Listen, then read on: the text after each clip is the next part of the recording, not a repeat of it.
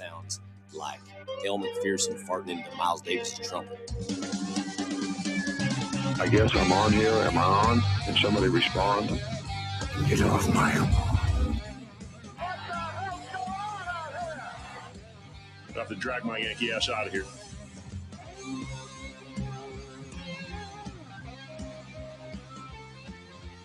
Hey, good morning, everyone, and welcome to a Beat the Big Dog Thursday in the Doghouse. Now, there are only two Beat the Big Dogs left this season.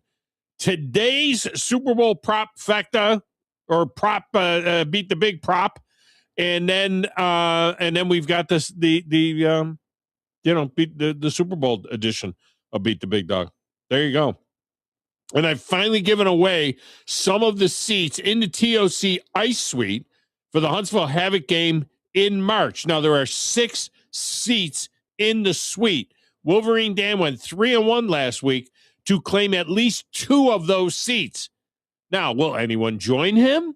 Or does he get the entire suite? If no one beats me the next 2 weeks, Dan has control over the entire suite. He can invite whoever he wants to invite. I don't know. Does he have? Let's see. He's got Ginger, kind of likes him. And that's about it. So I don't know if he'll be able to find 4 other people that would want to go hang out with him, to be honest with you. So we'll see if some other people can win seats in that suite. Now, after last week's 2-2 performance, I am now 78-52 against the spread this season, while you guys are 72-58. Grasshopper holding steady on the fence. See if he can get through this balancing act that he's doing at 65-65. Can he get to the finish line at what would it be? 77-77. There's 12 picks left. Can he get there at 77-77? That would be a heck of a feat. So this week we have the always fun Super Bowl Beat the Big prop for you. All props. It's fun. It really is. Now, the phone lines are open. First hour of the show is wide open today. Feel free to jump in and contribute. 256-576-4977. That number's good wherever and however you're consuming the show. Your text window is open. We'll read and react to those on the air. 7329-TA-SHOW. 732-982-7469. Finally, you can watch the show as well, and you can check that out. The best way to get it probably is through my X link at Thom Abraham Show. All right, you can snag it there at Thom Abraham Show, and you can get it. All right, so that's all coming up for you in various ways for you to find the show. Now, the first hour of the show is wide open, so we will get the big dog, beat the big dog in here in the next segment. Top of the 11, former president of the Tennessee Titans and NFL Executive of the Year, Jeff Diamond, joins us. Brought to you by North Alabama Mortgage in Alabama, 2020 Mortgage and Paige Mooneyhan in Tennessee. We'll hit the latest coaching hires. We'll get his thoughts about Brian Daboll as the offensive coordinator in Nashville and the Bill Belichick Hall of Fame snub, bad weather football, and the status of the Pro Bowl, which, as far as I'm concerned, can go away now. Go ahead and kill it. All right? Just like college conference realignment, there is precedent for this. Who is old enough to remember the college all-stars against the NFL champions game? It was played every July at Soldier Field in Chicago. They played that game for 42 years, from 1934 to 1976. History began on July 4th, 1776. Everything before that was a mistake. It's time for a history lesson with the big dog, Thom Abraham. Look, he did that for a long time. I remember that. I mean, it was the Chicago Charities College All-Star Game. And was basically the first preseason game of the year for the defending NFL champions. The NFL was 31-9 with 2 ties in the game. That's right, 9 times the college all-stars won the game against the defending NFL champion. Now, the college all-stars were actually all drafted rookies already. Okay, so they got together, they practiced for 2 weeks, they would play this game, and then they would go to their camps. They would go disperse around the league, to the teams that had drafted them. These were already drafted rookies.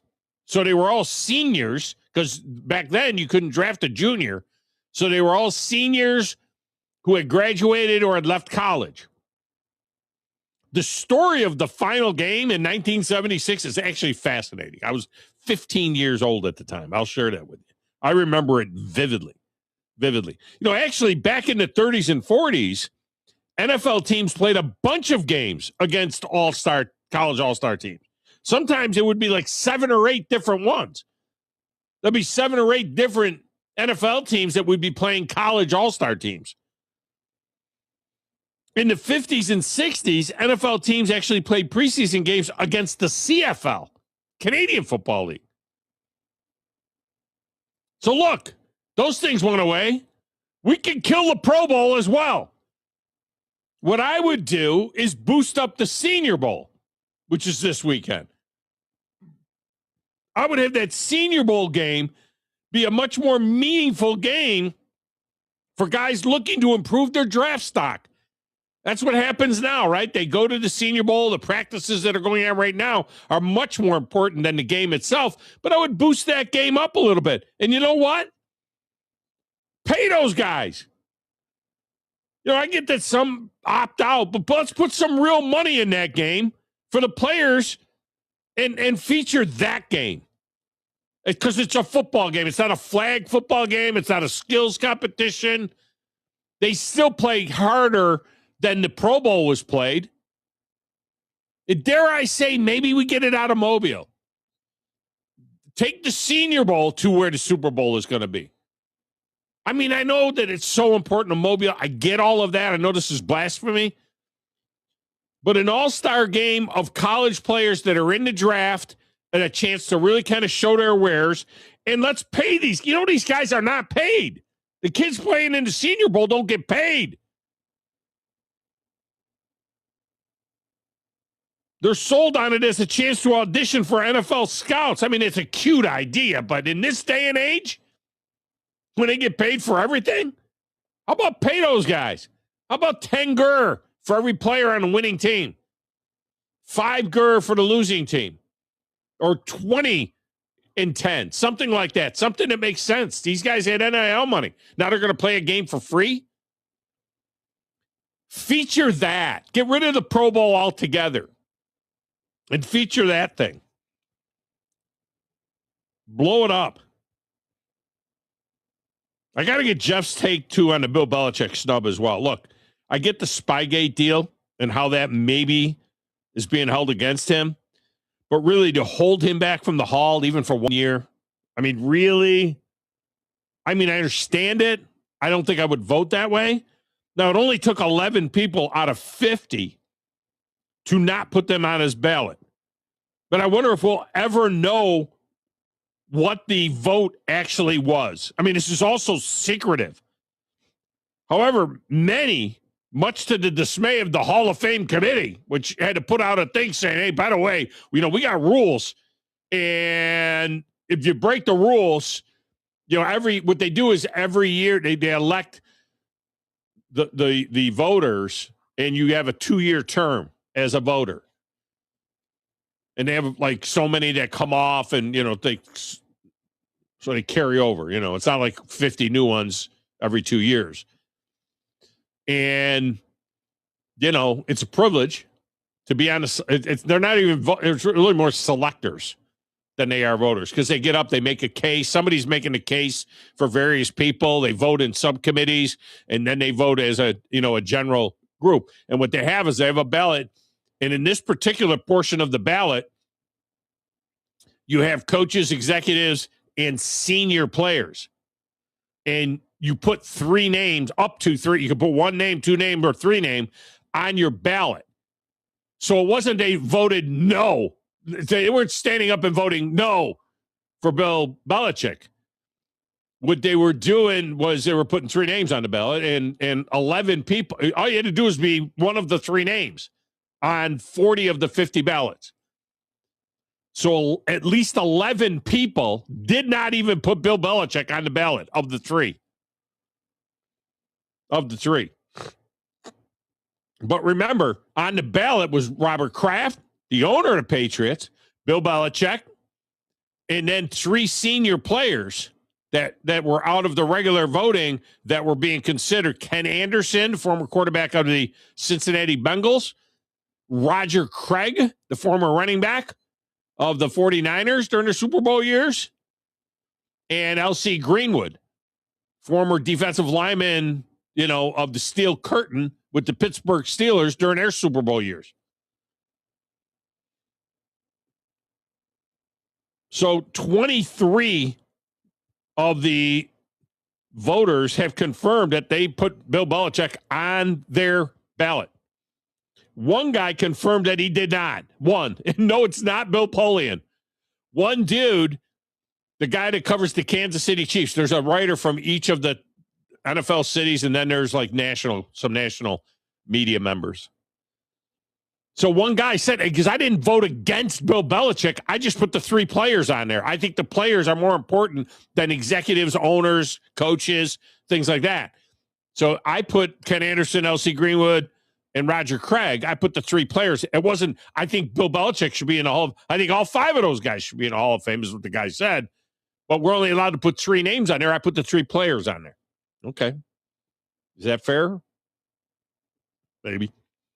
And there's the case of 83-year-old Bill Polian, who said first on, what is today, Thursday? On Tuesday, Monday. On Monday, he said that he thought Belichick should have to pay a 1-year penalty for cheating.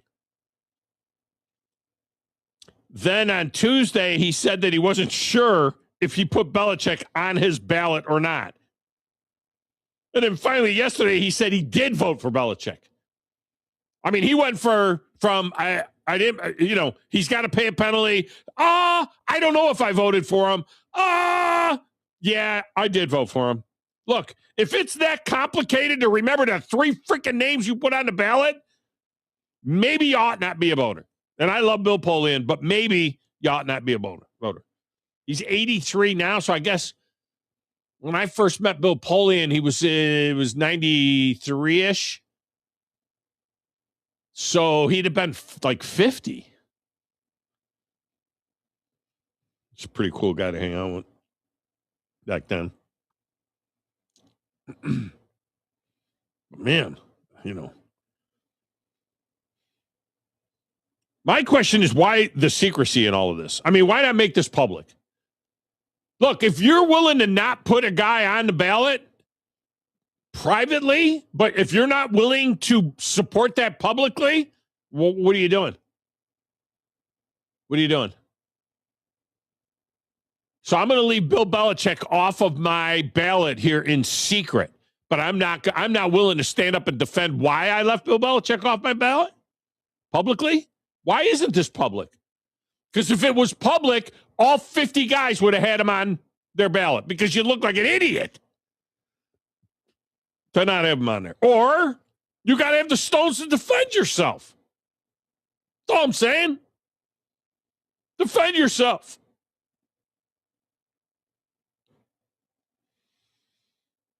All right, back at Mission Control. Playing the players that matter, the stacks of wax, answer the phones, keeping us on the air. Frothing at the bit for the next IMSA race. I'm the producer of this show. If I didn't step up, you're nowhere. I put this thing together out of spit and polish. I don't know how to say this, so I'm going to choose my words very carefully. I think you're a psycho. I have a sentimental weakness for my children, and I spoil them, as you can see. They talk when they should listen. Give me back my son! I don't like violence, Thom. I'm a businessman. I'm telling you, there's an embarrassing press conference in that kid's future. If you ain't first, you're last. Do you hear the grasshopper, which is at your feet? Old man, how is it that you hear these things? Young man, how is it that you do not? As quickly as you can, snatch the pebble from my hand. When you can take the pebble from my hand, it will be time for you to leave.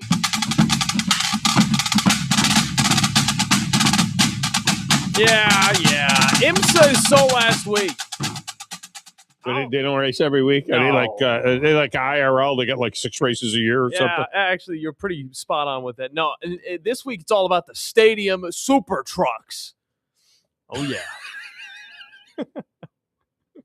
Those things fly. They get it. And then what are they literally super trucks? Have you ever seen the stadium super trucks like racing? It's mainly I'm like not Australia. sure. I didn't stay. Is this like monster truck show or something? What are you talking about? No. They're just like they're kind of like rally trucks, but on tarmac, and they like to jump off of ramps like literally during the races. So it makes for the most adrenaline pumping race that you'll ever watch. What day is this gonna happen? I have no freaking clue. I was just throwing out the next best thing.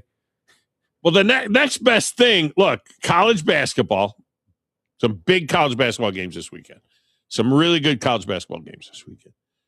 May I recommend some pucks? Some really good pucks this weekend. Okay. All right, some good pucks, really good pucks this weekend. May I suggest, I know you're not a golfer, but for golf fans, Brooks Koepka will be at Torrey Pines, assuming he makes the cut. Ooh, that started today. Wait a minute. I got to get the Golf Channel on. It is Thursday. It is Thursday. I got to get the Golf Channel on. I wonder if they got the early Torrey Pines. No, wait a minute. What time is it over there? Torrey Pines is San Diego, so it's 8 in the morning there. So they're probably just getting going.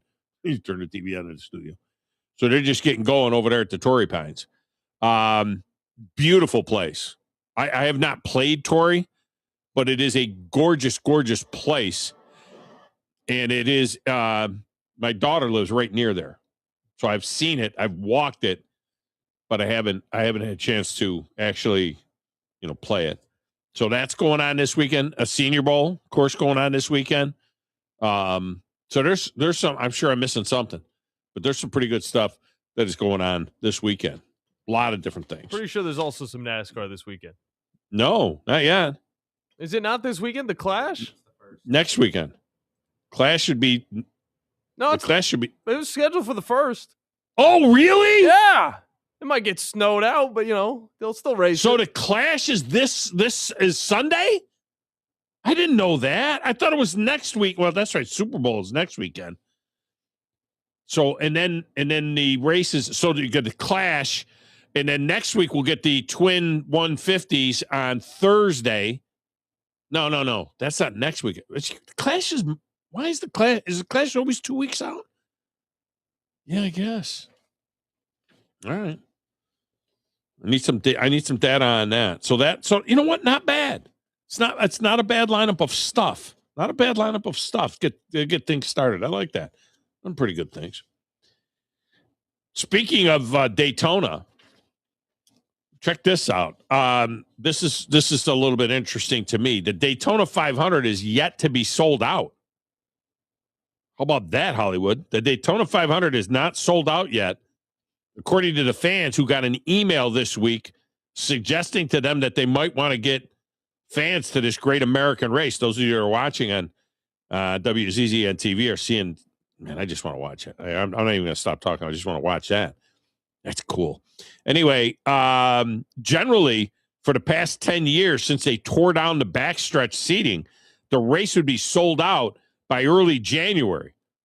Now, if you're looking for a reason that this might be selling a little bit slower, check this out. Ticket prices reportedly range from $192 for get-em-in tickets to a ridiculous $683 just for the tickets. Just for the tickets. Add in the parking, the food, the beverages, any other expenses. I mean, it's several hundred more dollars. Typically, you can get into a NASCAR race for under $80 a seat, $80 a ticket, typically. At Nashville, for example, Nashville Super Speedways. John, you've been to Nashville Super Speedway for trucks, right? Yeah. You right? Yeah. At Nashville, the tickets start at $78 for the Cracker Barrel. The very best seat in the house is $198. Just to get into the Daytona 500, it's $192. And when you add in the quality of HD TV and, you could see why some fans just choose to stay home. And for the record, most of the major tracks have been reducing seating. Daytona holds 101,000 now, which is massive, right? Massive. 101,000 sounds massive. But when they had the backstretch seating, they held 162,000 at Daytona. Talladega now holds 80,000. Again, that's huge. 80,000 is huge. It's bigger than every stadium in the NFL. But it used to hold 147,000. Well, times have certainly changed. My grandfather, who gave me my love for NASCAR, he was a Petty fan, so I was a Petty fan. And he was a Earnhardt fan, so I was an Earnhardt fan. But my grandfather gave up his tickets. He was a mechanic. He had his own garage, so he was a gearhead. He was a Mahoonic. Taught me how to do, shade tree mechanicing. Anyway, my grandfather gave up his tickets to Daytona. He had tickets.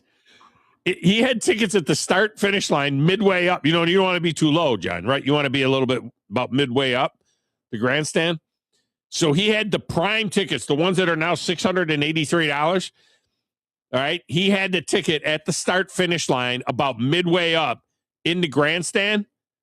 And I'll never forget the first year he didn't go. It was sometime in the early 80s, maybe, when he said, I'm not going this year. I mean, what are you talking about? He goes, they want $40 for my ticket. So I'm not paying $40 Outrageous. to go. Yeah. He said, I'm not paying $40 for my ticket. His buddy Greer and his other buddy, those guys, they all had these, they all would go to the race. $40 a ticket. They had like 4 tickets at the start finish line. And he's like, no, I'm not paying that kind of money. That ain't happening. I'm like, really, Grandpa? He said, yeah, I'm not doing that. So, what races has Hogan been to? Oh, geez. You want to give the whole show to him? I want to know what races he's been to. I mean, what races? Where has Hogan seen a NASCAR race? So I've been to Bristol for the dirt race that they did. I hate that. Did you get filthy at that whole thing? I did not. No. Really? I did not. I was sitting pretty high up. I have been to Phoenix this past year for the championship race. Oh, is that why you were out in Phoenix? Mm-hmm. And I thankfully it'll be at Homestead this year. Exactly. I'm looking forward to that one. I've been to Charlotte for the 600, the one where it rained out, so it was really like the Coke 250. That's too much. Yeah, that's too. I mean, that Charlotte. I mean, it's not enjoyable. It was enjoyable till we got soaked. Was it? Yeah. And then I've been to Atlanta. And then, that's one of my favorite tracks. That's a dirty little secret. Ever since they repaved it and it became and they went with like the restrictor plates, whatever, the limited horsepower engine. I that's on my bucket list. I want to go to Hampton. I want to go see the Atlanta race. I highly recommend it. It was a very enjoyable experience, especially with the repave. The repave made the racing there so much more enjoyable for me because I don't like the really long races where there's a bunch of tire wear and then it's all just a math game. I want them to be racing each other. So right. It was really good. And I believe that's it so far. So you have not been to Daytona or Talladega? I have not. I have been to Nashville. Me and my buddy were in Chicago and we drove back through Nashville as the race was going on. And we were talking to a guy at Kyle Larson's merch hauler. And he was like, "Do y'all got tickets?" And we're like, "No, we don't." And he gave us the staff, like his staff passes. So he get out of here, really? The track for free. Wow. I used to do my show from Homestead, the week of the race. We would do the show from the pits at Homestead, and then I actually rode around in one of those cars. They have the car that you can go out in, on the track and stuff. It was right after they paved it for the graduated banking, and I went and rode around in the Jeff Gordon car. Oh wow! And then we hung around. Tony Stewart flirted with my wife. And I had to give him a little bit of the business. He was like, we were walking, we were in the pits, and it was practice. And he drove the car over, and he kind of like slid it over and like tapped my wife with the fender of his car. And I gave him the look like, you might be smoked, but you might get smoked if you get away from my wife. And Dale Earnhardt Jr. was very shy, young then. This is 2002, 2003, something like that. And Jeff Gordon She was wondering about Jeff Gordon. She goes, Jeff Gordon, does he like women? Or is he... This was before he was married. He's the rainbow She was questioning him.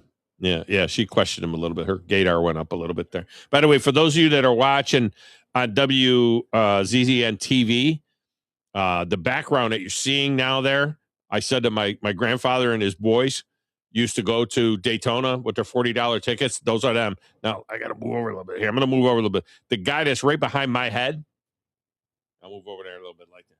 That dude there, that's right over my head. There he is. With the glasses out, that's my grandfather. I'm using the wrong hand. Anyway, that's my grandfather, the one in the tan shirt right there. That's his guys. You've seen that picture before, right, John? Yes.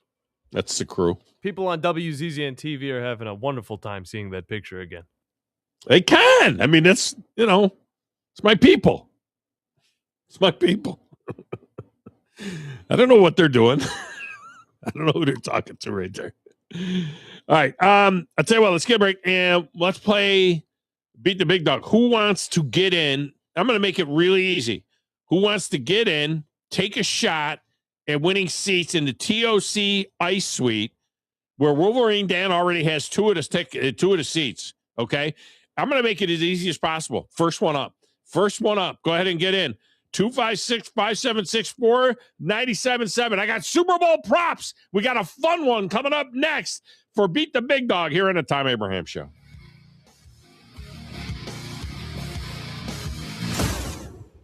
AL cert number 21014. As we flip the calendar to 2026, the holiday season may have left you a little short in the bank account, but Talon Heating and Air will not leave you out in the cold. That's right. We're still offering free second opinions and service calls with repairs. In addition to that, we're offering up to $1,600 in TVA rebates. Very easy to do. If you need that $1,600 rebate, all you got to do is give us a call at 256-503-4490. Talon Heating and Air, they're live, they're local, and you can find them online at TalentHVAC.com. Who doesn't need to save $1,600? Very easy to do. Again, Talent Heating and Air, the number and the web. That's 256-503-4490 or TalentHVAC.com. It's Talent Heating and Air. They're live, they're local. Give them a call today. At Mr. Sparky, we're America's on-time electrician. Flickering lights and hot switches can be annoying, but they can also signal a major problem, or worse, an electrical emergency. So play it safe and leave it to the experts at Mr. Sparky. Trust our team of professional, clean, and friendly electricians. We'll get it done right and get it done safely.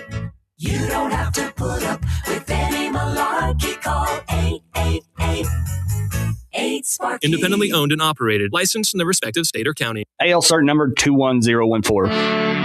As we flip the calendar to 2026, the holiday season may have left you a little short in the bank account, but Talon Heating and Air will not leave you out in the cold. That's right. We're still offering free second opinions and service calls with repairs.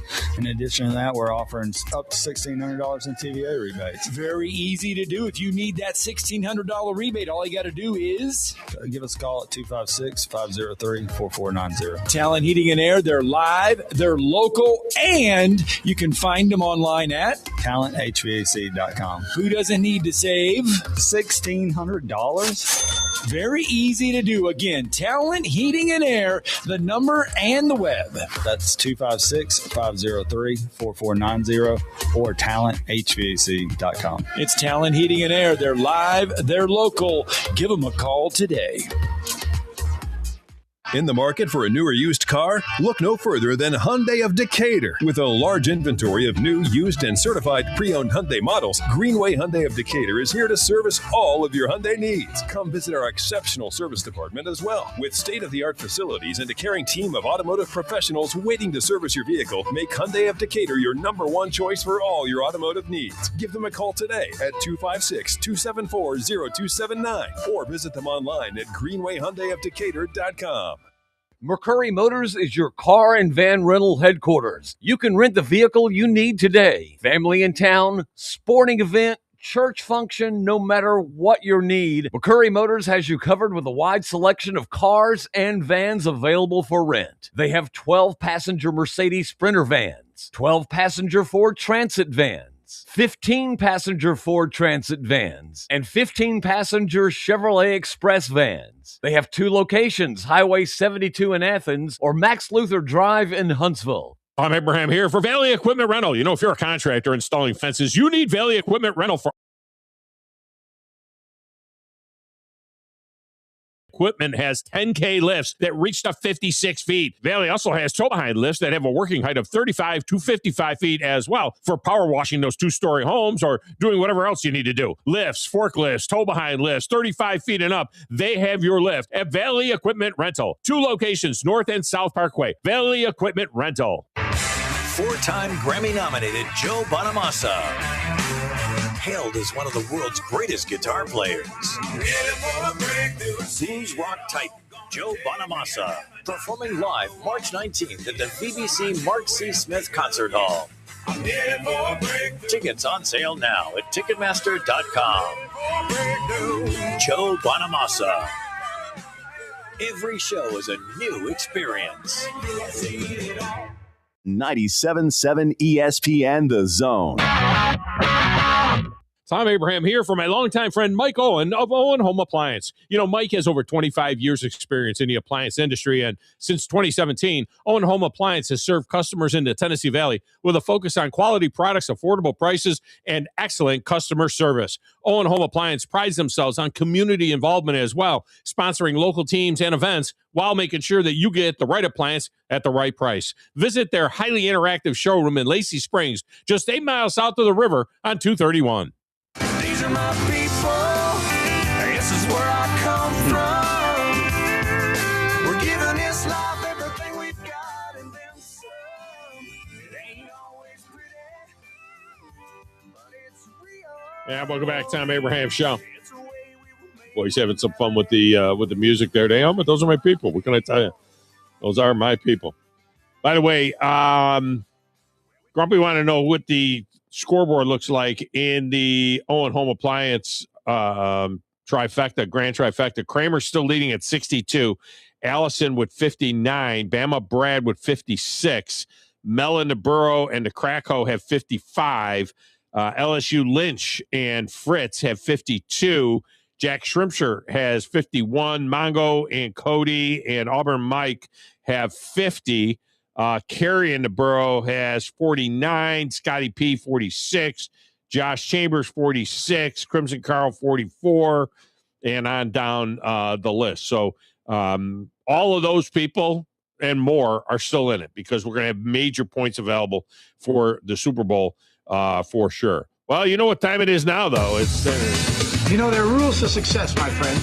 Rule number 1 is know what you know what you don't know, and know that I gotta know everything you know. Well, this one is totally random. I got to be honest with you. These are props, so it's totally random.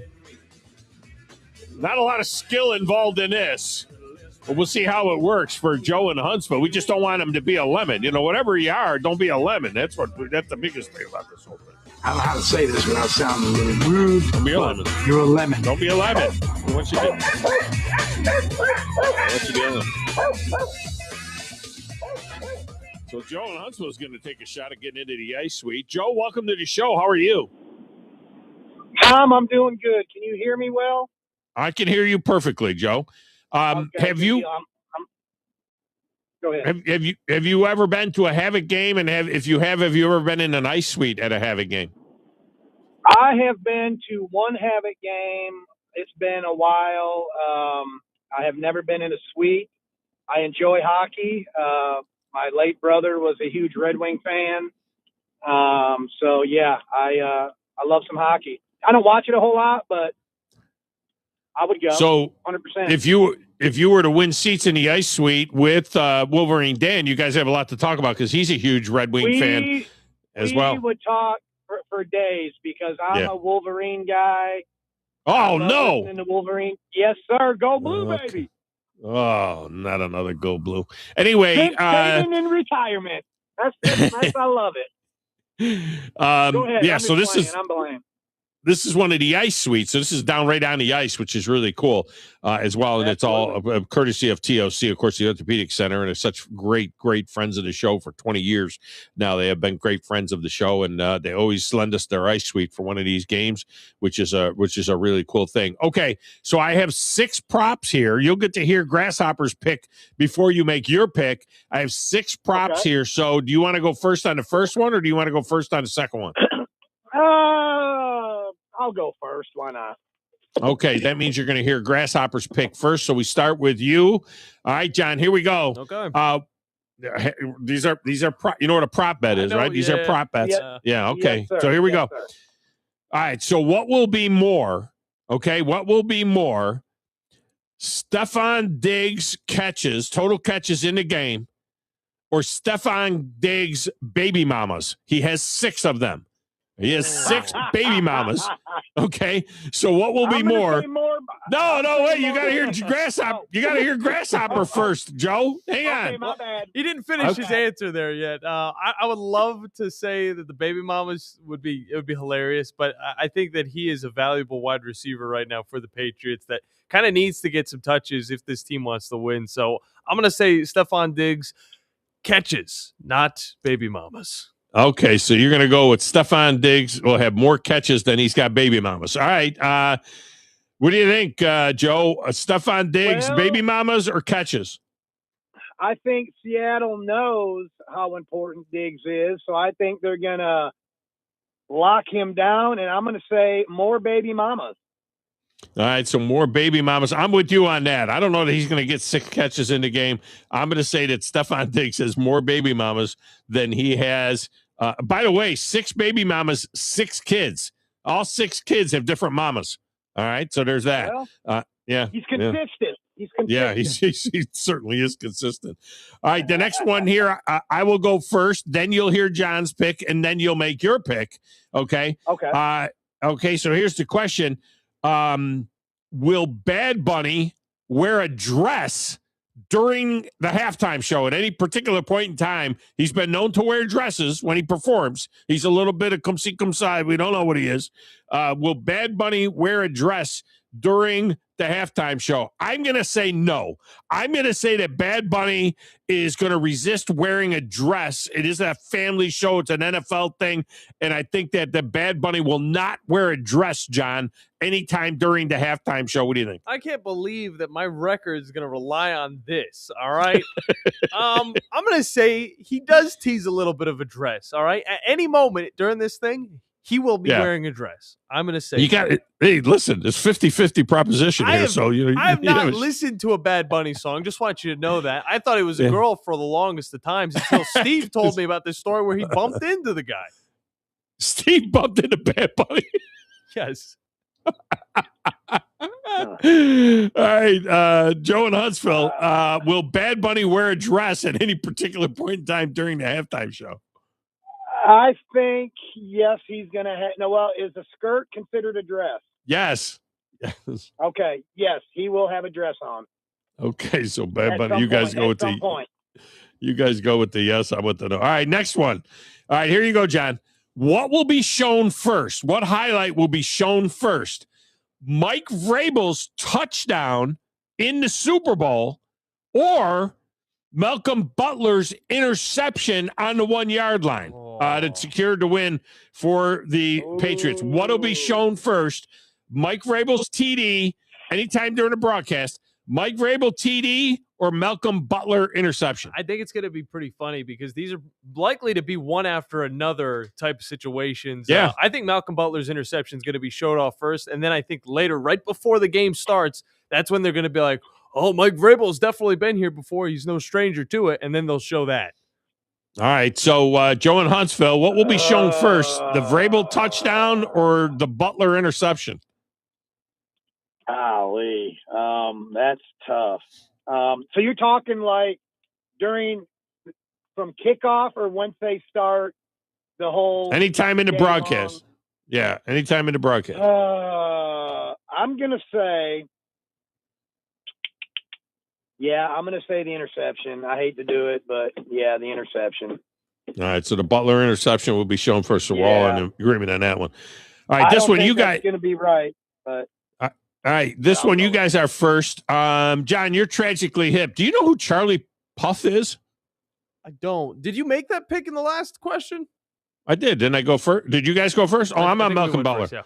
Okay, yeah, I'm on. So I'm first on this one. Okay, I'm on Malcolm Butler too. I think they'll show the Butler, because it's finish that game, and then they'll show the Vrabel TD as well. I'm going to go in that order. Although to go in the order of when they happened, they would show Vrabel first and then Butler. But I'm gonna go with the Butler moment. All right, in this one, so do we know who Charlie Puth is or no? Puth?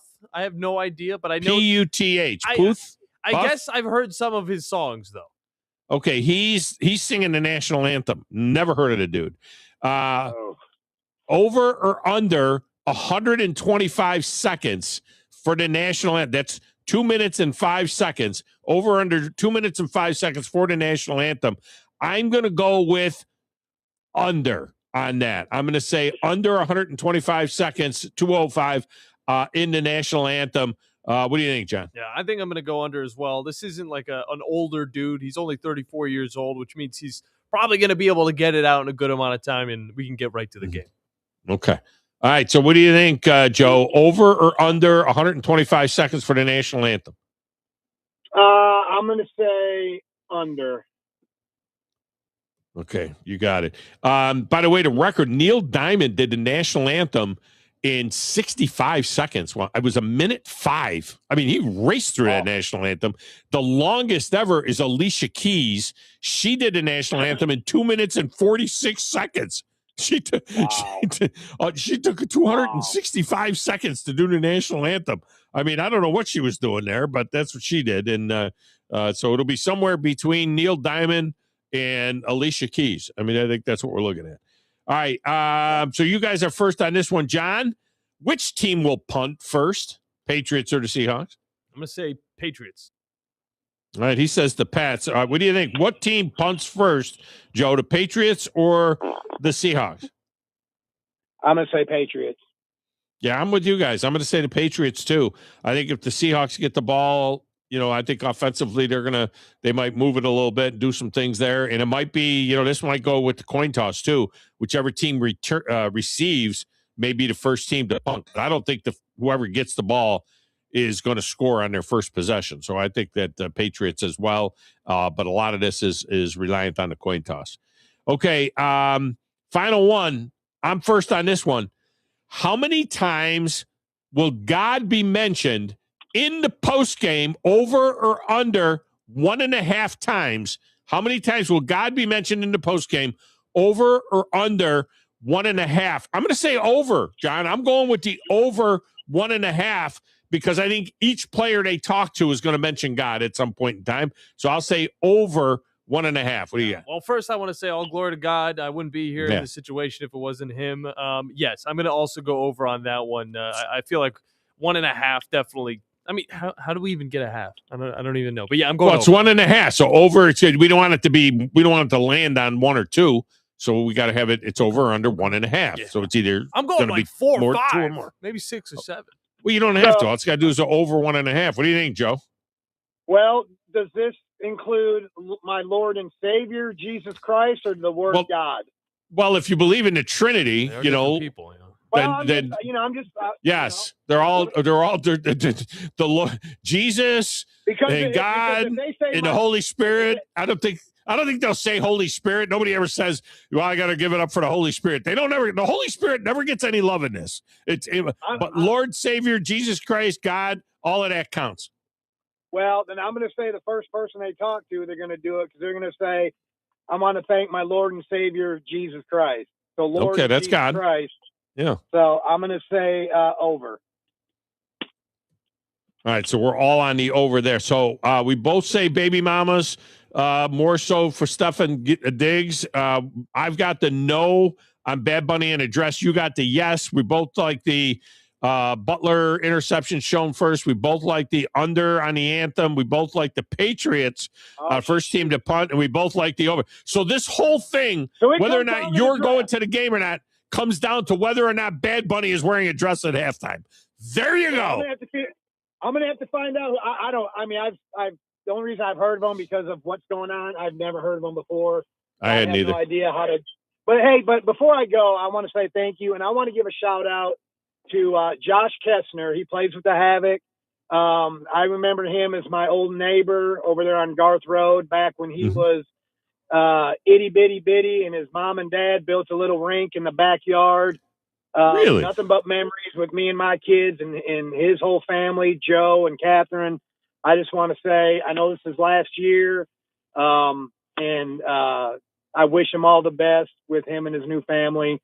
And I can't wait to get to that game and get to see him on that ice. All right, man. Well, appreciate you. That's a good job by you. Now, interestingly enough, Wolverine Dan is actually on hold. So let's get Wolverine Dan in here, John, and give him a couple of minutes here before we got to get to the break. So, Wolverine Dan, do you notice Joe in Huntsville that there's another one of you Wolverine people? Yeah, so I gotta get a lot in, so just let me go, and then you can talk at the end. I got a ton Well, of you stuff. only got 2 minutes because then we got to get to the break. I know. I gotta go. Joe, wear your Michigan gear.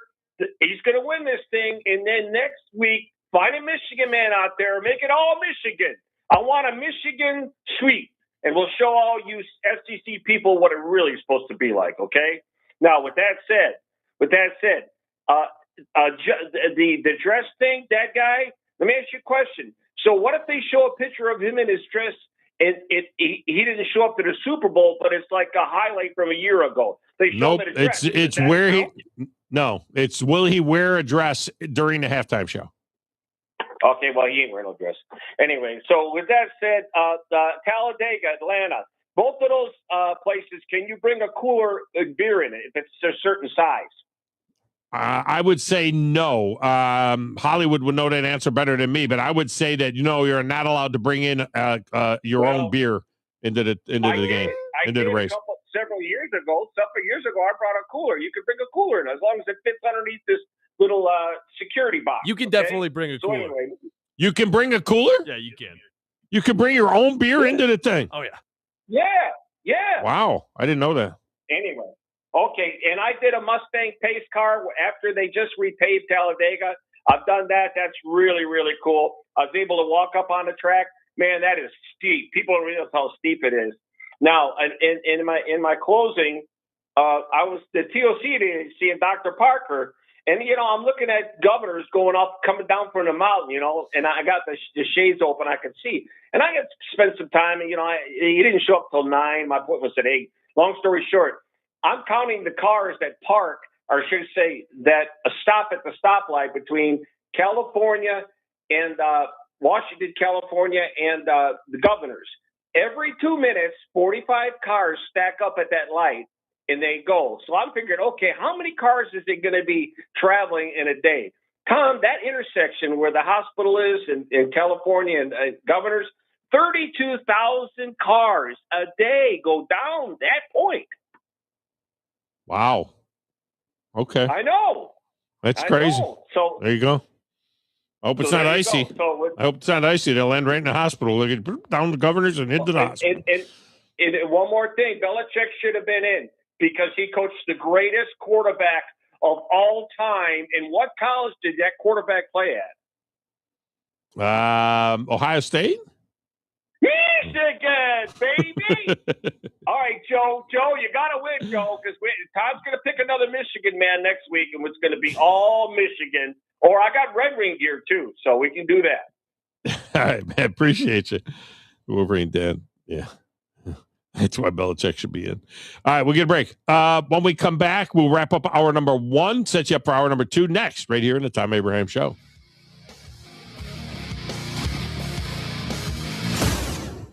You're listening to the Thom Abraham Show on 97.7 ESPN The Zone. This is Brent Musburger's VSiN Action Update on 97.7 ESPN The Zone. Drivers who switch to Progressive have an annual savings of nearly $750. Progressive.com. Troy hosting James Madison today. The Trojans are 8.5-point home favorites, 149.5 the total. South Alabama, 4.5-point favorites at the Mitchell Center against Coastal Carolina, 137.5 the total. Florida Gulf Coast, 8.5-point favorites against North Alabama at Alico Arena in Acero, Florida, 150.5 the total. Last night, the Auburn Tigers with a victory. They knock off the Texas Longhorns at Neville Arena, 88-82. If you got the Tigers laying 5.5, you cashed a ticket. They closed as 6.5-point favorites and did not cover the 6.5-point number. For more, go to VSIN.com. Mike Sennett, 97.7 ESPN The Zone. The crimson and white jerseys. Front court to the rack and the flood. The sound of a buzzer beater. Got it to go as the buzzer sounds. The Roll Tide chant from the crowd. It can only be Alabama basketball. Join the Alabama Crimson Tide right here on your home for Alabama basketball. Listen to Alabama basketball all season long on 97.7 ESPN The Zone.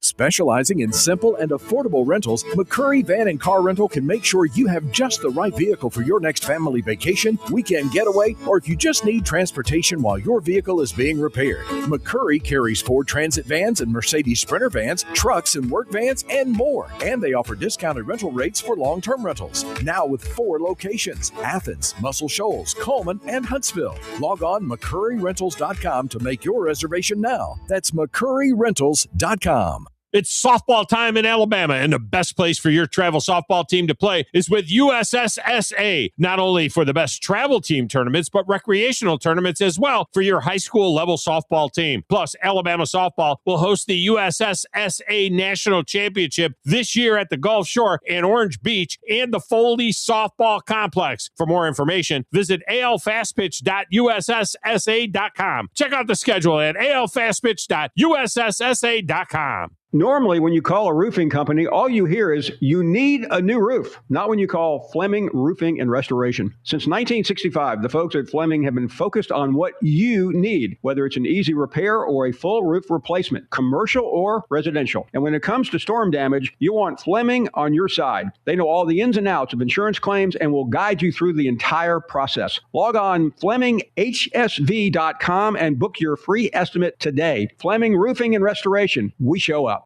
I'm attorney Gary Lackey. I know your accident is the real thing, and they happen to real people. I'm attorney Justin Lackey. There's a lot of talk right now about bigger, but when you've had a wreck, is bigger better? I'm attorney Jennifer Lackey. Do you want to be just a case number? With offices in Huntsville and Scottsboro, we take the time to help. The Lackey Law Firm. The Lackey Law Family. 1-800-4-RIGHTS. No representation is made that the quality of the legal services to be performed is greater than the quality of legal services performed by other lawyers.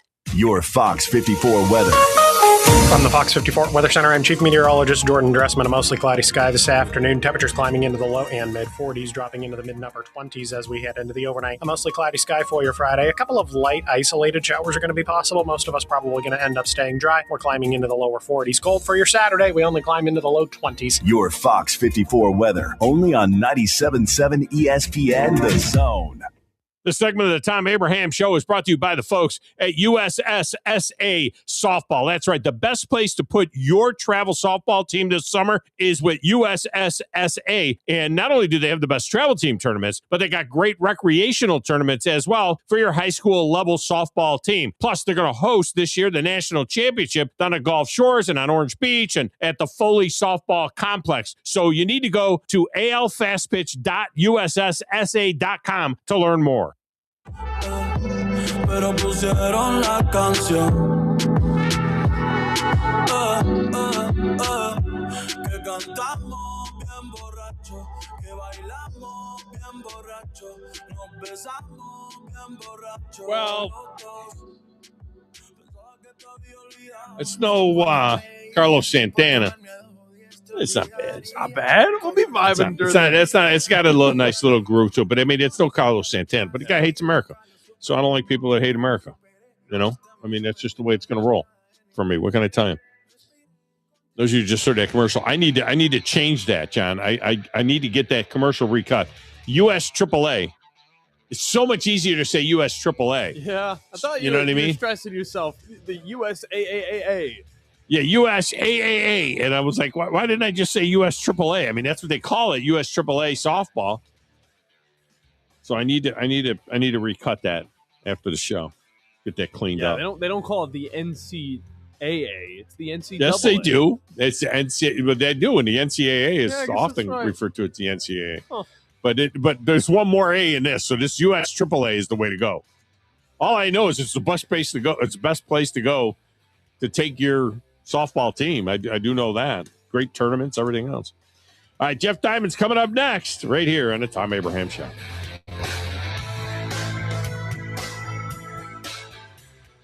The state's largest orthopedic group is growing to meet the needs of the patients in our community. The Orthopedic Center has long been the most trusted name in orthopedics in North Alabama. So as our area continues on the fast track, so does the need for premier orthopedic care anywhere and anytime you need it. TOC is proud to announce the opening of our new locations in Albertville and Hampton Cove, along with the grand opening of our newest office in Decatur. These clinics will offer the same high-quality orthopedic care you have come to associate with TOC, with the convenience of being closer to home. As a patient, your time is your most precious asset, and we recognize that at TOC. That's why we are also proud to announce the opening of our urgent ortho clinics to handle those bumps and bruises that need prompt attention. These clinics are available to care for acute orthopedic injuries with no appointment necessary. With 38 physicians, 20 centers of excellence, and now more than a dozen locations to serve you, TOC will continue to be the name you turn to for the best orthopedic care at the right time. Visit our website at visittoc.com for more information.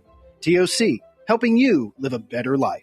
From heirloom diamonds to contemporary jewels, Loring & Company is the place to find something truly special. Whether shopping for a diamond ring for that once-in-a-lifetime occasion or marking a milestone birthday or personal achievement with a Rolex watch, you'll find just the thing in our edit of the world's most sought-after brands, including David Yurman, Roberto Coin, Marco Bicego, and Fopay. Expect a treasure trove of the world's most unique, even breathtaking earrings, rings, necklaces, and bracelets, making choosing just one piece a challenge in itself. Loring & Company Jewelers on Airport Road. At Stella at 5 Points, living isn't just about having an apartment, it's about living artfully. Imagine waking up with the upscale feel of Atlanta or Nashville right here in the heart of Huntsville. Modern, stylish apartments, open layouts, stainless steel appliances, and resort-inspired amenities. Nestled in vibrant 5 Points, you'll enjoy walkability, parks, dining, and quick access to downtown without the chaos. Stella at 5 Points. Live artfully. Live Stella. Since 1983, Berkshire Hathaway Rise Real Estate's Ann Adams has been your local go-to real estate expert in the area. As a buyer, you can trust Ann's in-depth knowledge of the local housing market to narrow available properties down to those you'll be interested in, saving you time when shopping for a new home. When you're ready to sell, Ann's expert negotiation skills will ensure you get a fair price and hassle-free experience. Call Ann Adams today at 256-337-2625 or email annadamsrise@gmail.com. Thom Abraham here for my longtime friend Mike Owen of Owen Home Appliance. You know, Mike has over 25 years experience in the appliance industry, and since 2017, Owen Home Appliance has served customers in the Tennessee Valley with a focus on quality products, affordable prices, and excellent customer service. Owen Home Appliance prides themselves on community involvement as well, sponsoring local teams and events while making sure that you get the right appliance at the right price. Visit their highly interactive showroom in Lacey Springs, just 8 miles south of the river on 231. WZZN, Union Grove, Huntsville, Alabama. 97.7 ESPN, The Zone.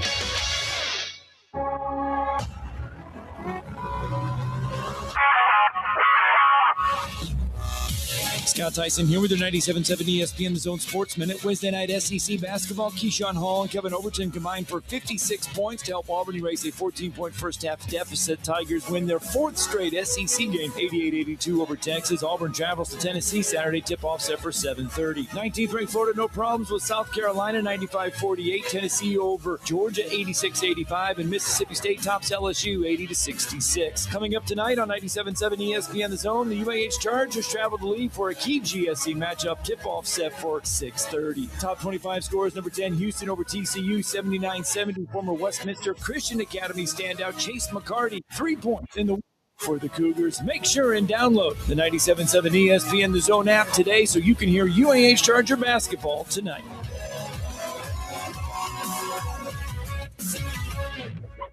This segment of the Thom Abraham Show is brought to you by Mike Owen and Owen Home Appliance. Mike has over 25 years experience in the appliance industry, and since 2017, Owen Home Appliance has served customers in the Tennessee Valley with a focus on quality products, affordable prices, and excellent customer service. Owen Home Appliance also prides themselves on community involvement as well. They get involved in all kinds of things, sponsoring local teams and events and so on, and they make sure that you get the right appliance at the right price. It's Owen Home Appliance. You need to be more like a dog. Like what you guys are doing. You've got your fingertip on the pulse of your listeners. You guys know what they're talking about. Be a dog. God bless the show. You are the Messiah. We need more dogs. This is the best show on radio. The big dog, Thom Abraham, is here with you. Hey, I see you, dog. So settle in and get your bark on. Now live, here he is, the big dog, Thom Abraham. How you doing? How you doing? How you doing? How you doing? How you doing? How you doing? How you doing? Look, I don't speak Spanish. I don't know how to say this. I choose my words. But you're a psycho. Do you know who I am? I mean, that guy sounds like Dale McPherson farting into Miles Davis' trumpet. I guess I'm on here. Am I on? Can somebody respond? Get off my lawn. I have to drag my Yankee ass out of here.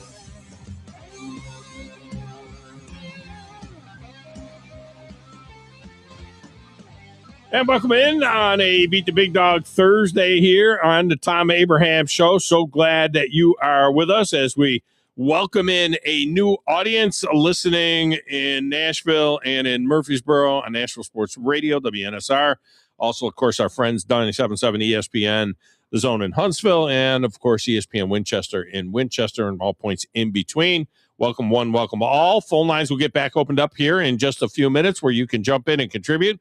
256-576-4977. That number is good wherever and however you consume the show. We got a text window for you as well that you can use, 732-9TA-SHOW, 732-982-7469. And finally, you can watch the show as well on WZZN TV, on the YouTube and the Facebook and the X. Find it at my X feed at Thom Abraham Show. That will work for you. And we're going to kick off this hour right off the top with former Tennessee Titans and NFL Executive of the Year, Jeff Diamond, who was brought to us in Alabama by North Alabama Mortgage and in Tennessee by 2020 Mortgage and Paige Mooneyhan.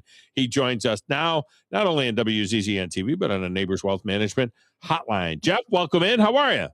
I'm doing great, Tom. Hey, you mentioned WNSR. I think of our old friend Tin Cup Adam. I don't think he's teeing it up. I don't think he's teeing it up this week down there, though, huh? No, he won't be teeing it up. Not in this bitter cold snap that we have. But he probably will be watching Torrey Pines, one of the most beautiful courses in the country, where Brooks Koepka is making his official return to the PGA Tour. So he'll probably be watching that. We also got word today that Patrick Reed is also giving up the LIV Golf Tour to return to the PGA Tour. That'll happen in 2027. So that's all pretty cool. Yeah, well, it sounds like Patrick may be back even later this year.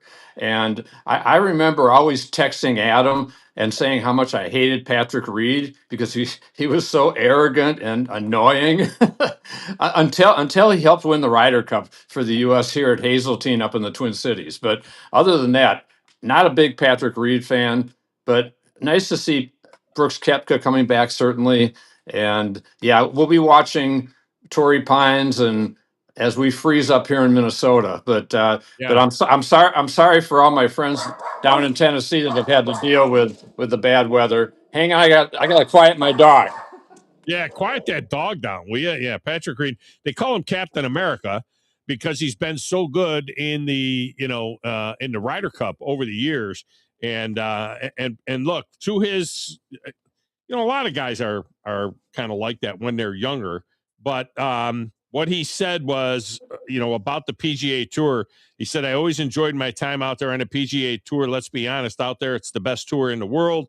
Look at what they've done in golf. I could see myself playing there at some point again, but right now you never know. Everything's so fluid. He said that last week And then after the announcement, he said, after careful thought and consideration, my family and I have decided that I will no longer compete on the Live Golf Tour. I'm excited to announce I'm returning to the PGA Tour as a past champion member for 2027, and I'm eligible to begin competing on the PGA Tour events later this year. It has to be 1 year from when he played his last Live Golf thing, so sometime in the fall. He said, I'm a traditionalist at heart, and I was born to play on the PGA Tour, which is where my story began. So, we got to give a young guy's got to have a chance to grow up, Jeff, so maybe he grows up a little bit and is a little more mature and it's good. It's another, Bryson DeChambeau is under contract for 1 more year. I think that's the other, even bigger than John Rahm, as big as he is, and Cam Smith. I think if they can get Bryson DeChambeau to return, that's a huge crack. That'll be that might be the sign of things kind of coming together. Yeah, I hope so. I think that certainly for the golf community, golf fans, and everybody would like to see the very best players not only competing in the majors but also on a weekly basis on the PGA Tour. So hopefully Bryson will be back, and I'd like to see John Rahm back too, because Tom, he's got my short backswing, so I love John Rahm. Yeah. He does. He hits just a little bit further than you. Yeah, he's got a little more club speed than I do. Yeah, a little bit more club speed and a little bigger man, maybe. Yeah, slightly. Simon. Yeah, absolutely. All right, number of NFL topics that I want to touch on. I want to start with Brian Daboll as the offensive coordinator in Nashville, and the fact that so now they get one of the great defensive minds, in there in Robert Saleh, and now they bring in Brian Daboll, who was the NFL Coach of the Year his first season at the Giants, but has always had a history as a great offensive coordinator. Again, it looks like they're putting together a really nice staff at the top here. Yeah, I think Brian Daboll is in a good position there with a guy like Robert Saleh that can kind of rein him in more or less, because obviously Daboll had problems dealing with some of his staff people in New York, and after that first season, things kind of unraveled. But there's no doubt he's a quality offensive coordinator, which he was in Buffalo early in Josh Allen's career and helped develop Josh Allen. And so I think he will do a good job with Cam Ward in Tennessee. I like what the Titans have done. I think Saleh is an underrated guy. The fact that his years in the Jets went sour, that was just such a bad organization that he was involved with. And then what told me a lot is when Kyle Shanahan, who I think is one of the best coaches in the league, when he brought him back to San Francisco, that I think spoke volumes of what he thought of him as a defensive coordinator, and he did a good enough job to get them to the playoffs this year, despite losing Nick Bosa and Fred Warner. Kind of held it together. And I think he's a solid guy. I think he relates well with people. I think he does well with players and coaches. And I think he will be a good leader. And I think Daboll is in a better spot now. Yeah, and with Daboll, he knows what championship football looks like. I mean, he's got 2 Super Bowl rings as an assistant in New England. Then he went to Alabama. He was the offensive coordinator for the Tide in 2017 when they won the national championship there. So he has kind of a little bit of a championship pedigree, and you mentioned his time with the with the Bills. He was very good there with the Bills as well. I'm not 100% sold yet on Cam Ward. And I continue to remind people, Cam Ward was handed a job by default because Will Levis was hurt, and he wasn't. Will Levis can compete for this job still. I mean, you got to kind of just pump the brakes just a second and say, will Will Levis get the opportunity in the last year of his rookie deal to at least compete for the job that he would have had a shot at last year until he had the shoulder issue, his throwing shoulder issue. So, I'm not ready to completely close the book yet on Will Levis. Yeah, I think that's probably true, that he'll have an opportunity to compete, but really not, because when you draft a guy first overall, you're really handing him the job, expecting him to, if not take over the first year, certainly the second year. And I think that for Cam Ward, he from the Titans' perspective, will hope that he'll make that big leap that Drake May made this year in his second year, that Caleb Williams made in his second year, and so many other quarterbacks have. Peyton Manning, historically, Troy Aikman. We've talked about how so many quarterbacks struggle early in their career. Josh Allen, same situation in Buffalo, his first year, not good, and becomes a future MVP until he unraveled in the playoffs this year. But I think that Cam Ward is going to be the guy there. And now they just got to build up the infrastructure around him and help him with better offensive line play, have a little more quality receivers for him to throw to. And I think that they can make a big jump. And one thing we've seen, Tom, very quickly, and I'm not saying it's going to happen in Tennessee next year, but it could happen anywhere. You look at the two Super Bowl teams, Seattle and New England, neither was in the playoffs last year. And they both are now in the Super Bowl. There are 6 new playoff teams this year. You and I talk about it all the time. That's a 43% turnover. And so for teams such as the Titans, it gives them hope. For the Vikings up here where I am, the Vikings were the last team out of the playoffs this year, missed it by 1 game. That's where Seattle was last year. They missed it by 1 game. They were 10-7 last year. And so certainly there's an opportunity, and with new leadership, which happened in New England with Mike Vrabel, maybe Robert Saleh gets it done in Tennessee. I'm not sure he's going to have that kind of success, but I think they're going to be improved. But whoever thought that New England would have that kind of success? They look like a grease fire for 3 years, including Bill Belichick's last year. We'll get to Bill Belichick in the Hall of Fame in a moment.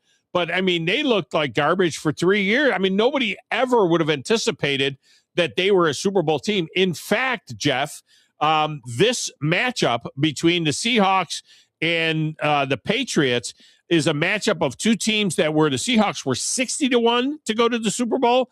Patriots were 80-1. The combination is 4,800-1.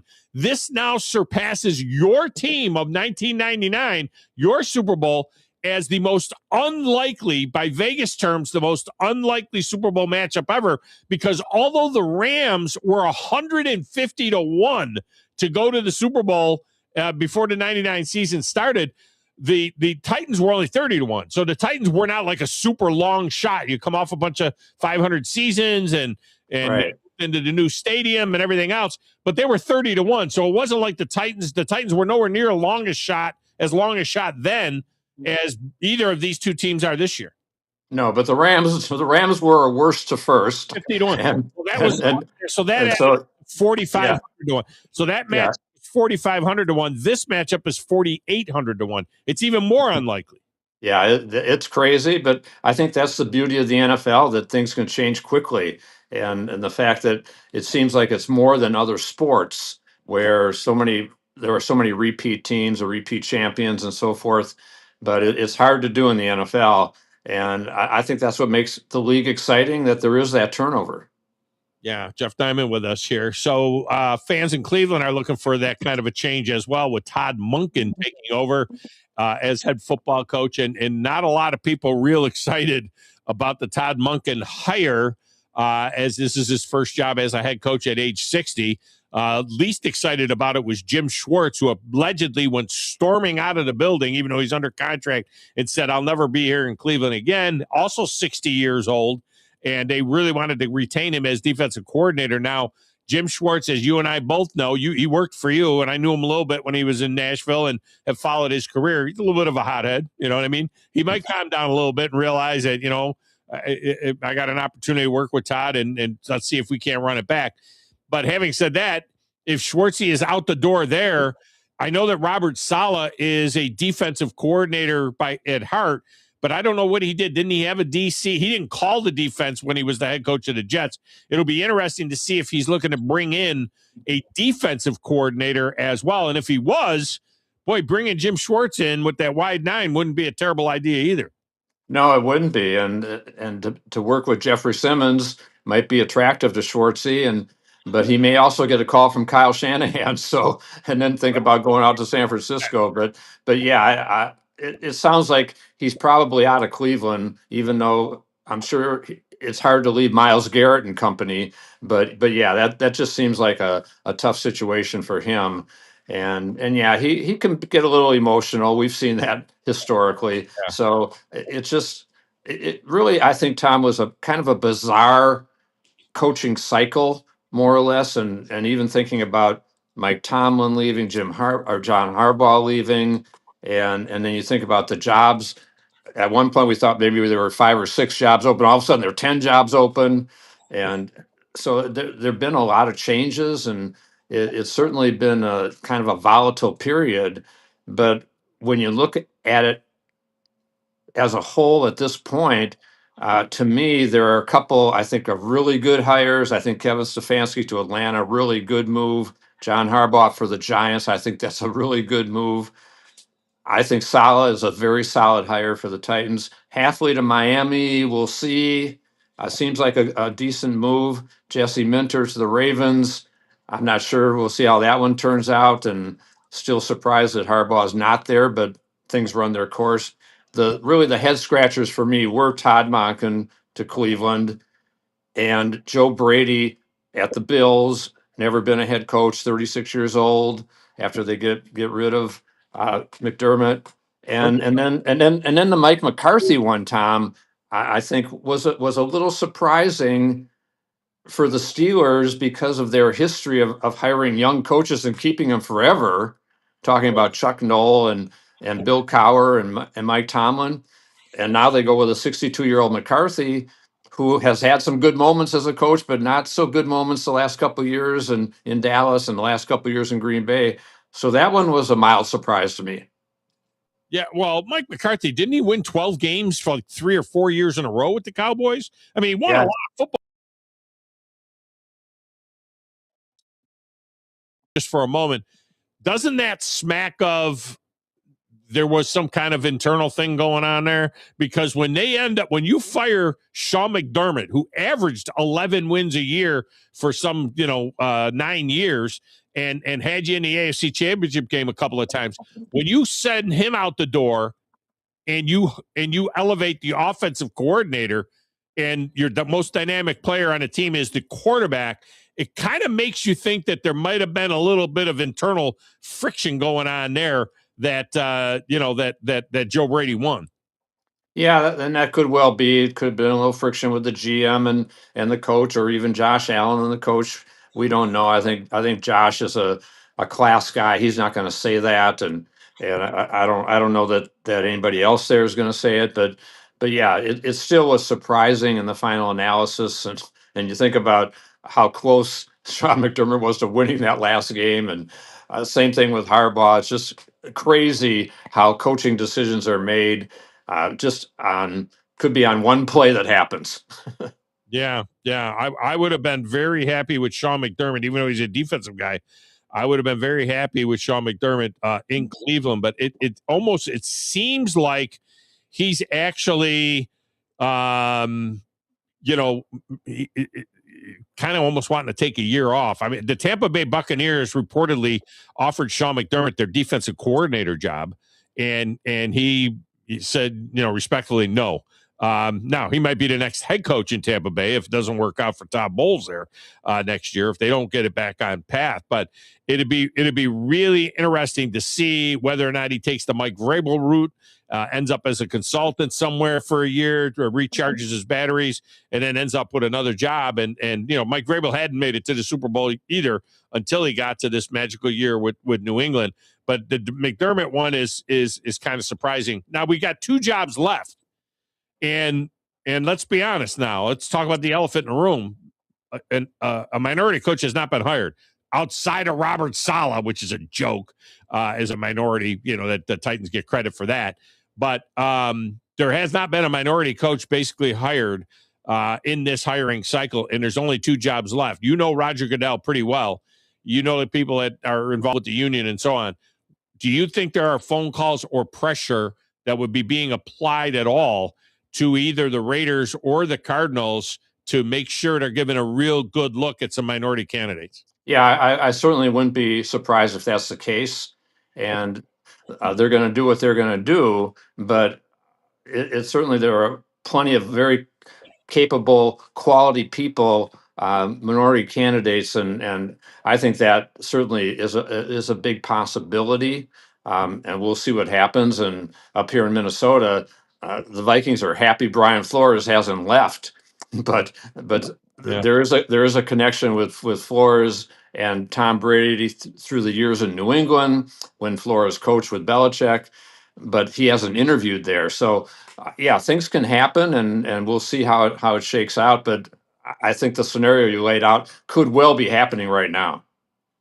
All right, let's get Jeff Diamond with us here. Let's get to Belichick and the Hall of Fame snub. 50 guys, writers, and all other media members, people that used to be in the league that are media members, guys like you that way. Bill Polian flip-flopping all over the place. And I love Bill Polian. I knew him when, he gave me a great opportunity to spend a lot of time with the Bills in camp when I was a college football coach, and he was a really cool guy then in his early 50s. But he was on Monday. He said Bill Belichick should probably have to pay a penalty for the cheating scandal. On Tuesday, he said he wasn't sure whether he put him on his ballot or not. And yesterday, he said he did vote Bill Belichick in. So, I mean, I don't know how difficult it is to give us an answer on it. But 11 people, basically, at least 11 people, completely left Bill Belichick off of their list. One of the guys who did that said that he did it because it wasn't an anti-Bill Belichick thing.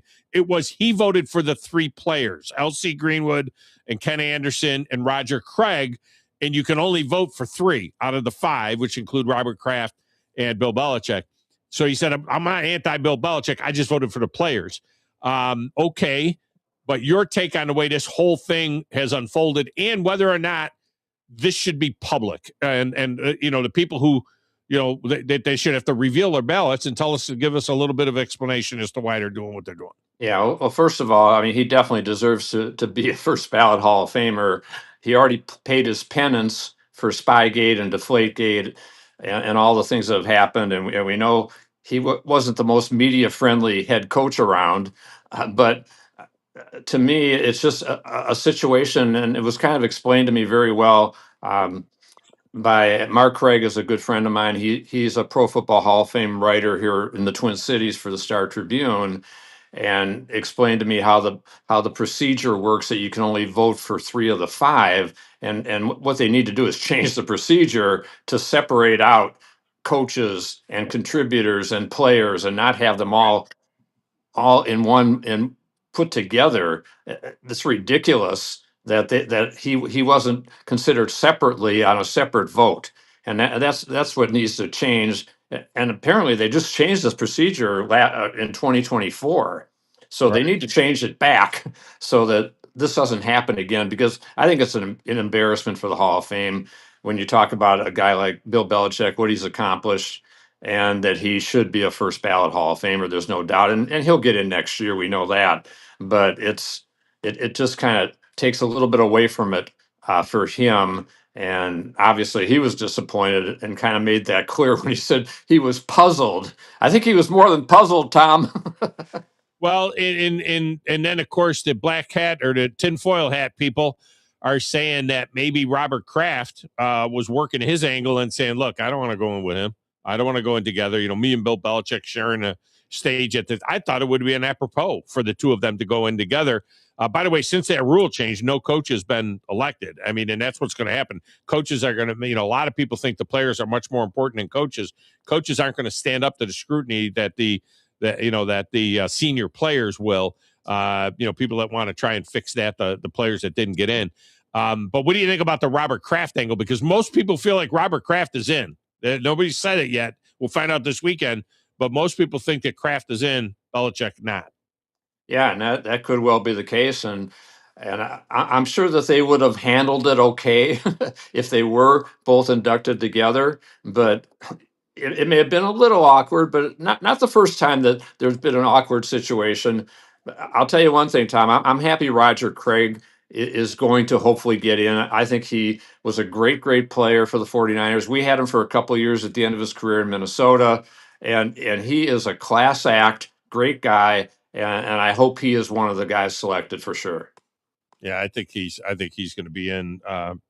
We'll see how it all shakes out. All right, finally, before I let you go, Jeff Diamond with us here. Before I let you go, you and we remember the college all-stars against the NFL defending champion. Of course, that all fell apart in 1976. The circumstance was crazy in Chicago when that ended, but they did that for 40 some odd years. That was like 41 years. They did that for a long time, and it went away. That third place game that we had in the 60s, that went away. That they used to have as well. Is it time? We're playing a flag football game. I mean, is it time for the Pro Bowl to go away? And might the answer be just get rid of it altogether, the stupid flag football and skills competitions? If you want to have some kind of a thing the weekend or the Saturday before the Super Bowl, whatever. But maybe elevate the Senior Bowl. Start paying these kids. First of all, Senior Bowl guys are not getting paid. Start paying the guys. And the Senior Bowl is so important for evaluation, the draft, and everything else. Maybe the Senior Bowl should start traveling around. I hate it for the people in Mobile, but maybe that should happen and have the Senior Bowl at the site of the Super Bowl and all those activities and everything else, and pay those players that play in it and have it be a real important piece of the puzzle for the upcoming draft. I mean, what are your thoughts about this whole Pro Bowl mess? Yeah, well, first of all, I thought that the Senior Bowl players get paid a couple $1,000, but maybe that's not true anymore with NIL money. Maybe they don't even for a college kid could get paid $2,000 when he's making $1 million. Playing in college not a big deal anymore, but back in the day it was. But as far as the Pro Bowl, yeah, I mean a flag football game, that's as you said, kind of nonsensical, and the skills competition. So. But there is still a certain panache with being selected to the Pro Bowl, even though it's partially a fan vote, partially players, partially coaches. I think they should have something, but certainly the game was awful. The flag football game's awful. Maybe the skills competition is okay. But yeah, the flag football game, they can get rid of that. Yeah. I mean, a fun little skills competition amongst young players the day before, that airs on Super Saturday or something, that'd be fine. But man, I'll tell you, this, the Pro Bowl itself has got to go. And I just wish they would. My understanding is at this point that the players basically volunteer for the game, or it's next time. I mean, make it real money, make it where $20,000 a player on the winning side, $10,000 on the losing side. The NFL could afford that, certainly. And now you replace the whole Pro Bowl thing. And that's just my take. But hey, Shedeur Sanders got selected. How'd that happen? I know exactly how it happened. I had the chart. I posted it. It was amazing. The number of guys that begged off. There was like 7 guys that declined. And then there were 4 or 5 guys that are hurt, like Cam Ward. He would have been selected before him and so on. But Cam Ward is rehabbing an injury. Aaron Rodgers said, no, I'm good. A number of guys said, no, I'm good. I think it came down to Shedeur Sanders or J.J. McCarthy. I think they both. Yeah, the 50% club of completion percentage, not real stout. Yeah. To play in a flag game, and it turns out that Dion is involved in some flag thing that's going on in conjunction with the Super Bowl as well. And I think there's maybe was a little bit of a cook there as well, because they're going to have Deion Sanders there. But anyway, appreciate you as always. Great stuff. Next week, we'll break down the Super Bowl and get picks on that and have some fun with that. Good. Look forward to it, Tom. Everybody stay warm down there, and I hope people get their power back. Yeah. A lot of people were out of power for a long time. Appreciate you. Thank you. Thank you. Take care.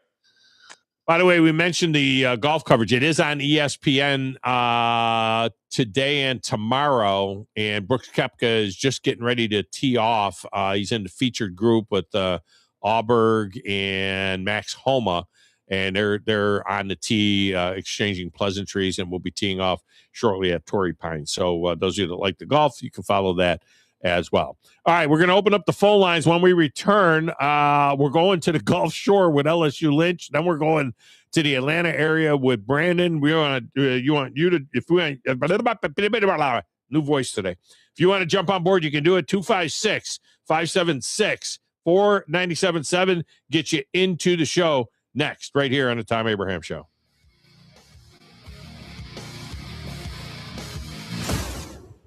You're listening to the Thom Abraham Show on 97.7 ESPN The Zone. This is Brent Musburger's VSiN Action Update on 97.7 ESPN The Zone. Drivers who switch to Progressive have an annual savings of nearly $750. Progressive.com. Troy hosting James Madison today. The Trojans are 8.5-point home favorites, 149.5 the total. South Alabama 4.5-point favorites at the Mitchell Center against Coastal Carolina, 137.5 the total. Florida Gulf Coast 8.5-point favorites against North Alabama at Alico Arena in Acero, Florida, 150.5 the total. Last night, the Auburn Tigers with a victory. They knock off the Texas Longhorns at Neville Arena, 88-82. If you got the Tigers laying 5.5, you cashed a ticket. They closed as 6.5-point favorites and did not cover the 6.5-point number. For more, go to VSIN.com. Mike Sennett, 97.7 ESPN The Zone. It's Larry from Shelby, previously on the Paul Feinbaum Show. Chris Lowe, it has been a bleak fortnight in Alabama. They made progress, but I think the fact that they lost 2 of their last 3 games, money games that everybody remembers, is something that's not going to sit well. The Paul Feinbaum Show, weekdays at 3 Eastern on the ESPN app and on the SEC network. You invest in your customers with your heart, soul, and skill. Well, it's time to invest in yourself with the next generation Cat 255 compact track loaders from Thompson Tractor. After all, those who give their best deserve the best, and this machine has it all.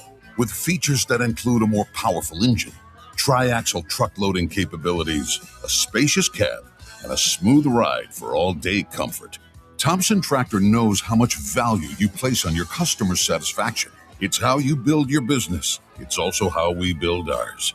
Since 1957, hardworking folks like you have counted on Thompson to provide the absolute best lineup of equipment in the industry, all backed by a customer service and product support team that time and again have proven to be second to none. It's all about maintaining peak performance. Always has been, always will be.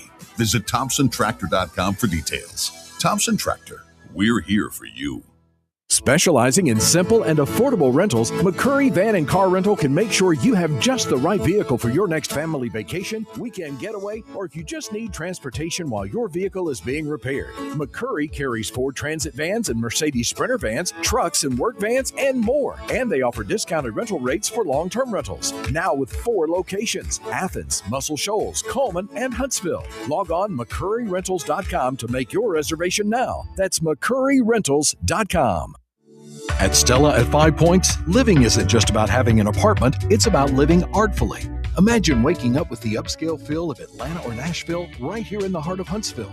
Modern, stylish apartments, open layouts, stainless steel appliances, and resort-inspired amenities. Nestled in vibrant 5 Points, you'll enjoy walkability, parks, dining, and quick access to downtown without the chaos. Stella at 5 Points.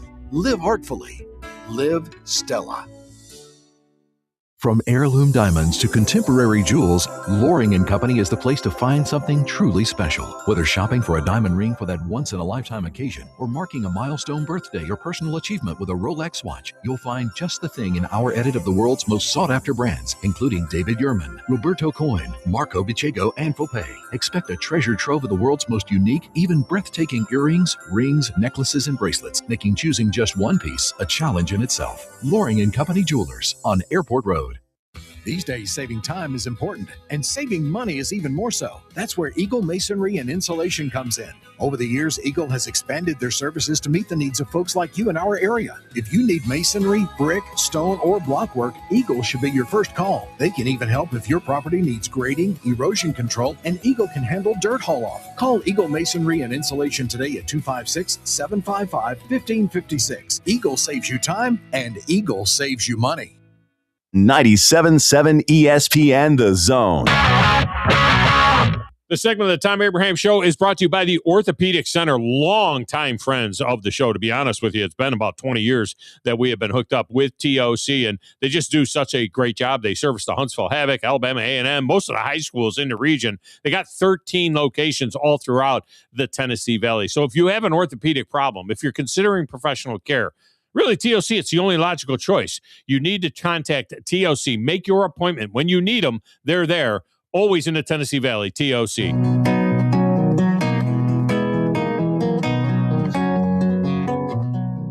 I got my toes in the water, ass in the sand, not a worry in a world of cold beer in my hand. Life is good today. Life is good today.